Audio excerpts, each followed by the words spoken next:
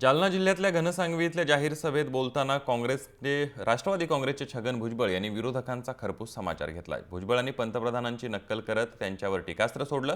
फुले शाहू आंबेडकरांच्या नावानं निवडणुका जिंकता येत नाही अशा शब्दात त्यांनी माजी मुख्यमंत्री पृथ्वीराज चव्हाण यांच्यावरही टीका केली आहे।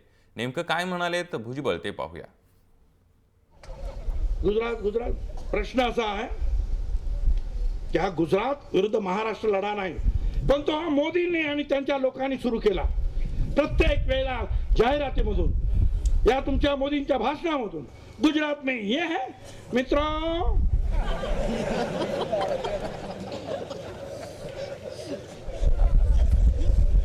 गुजरात में भैंस दूध देती है, भैंसा भी दूध देता है, कितनी प्रगति की है। सारखं आपला गुजरात त्यातून जो आहे आज जी अख्ख्या निवडणुकीच्या धुळवटीमध्ये जे चित्र निर्माण झालेलं आहे, सगळे जे तुटून पडतात, कारण या महाराष्ट्रामध्ये आज शिवछत्रपतीचा महाराष्ट्र आहे। आता तुला आठवला,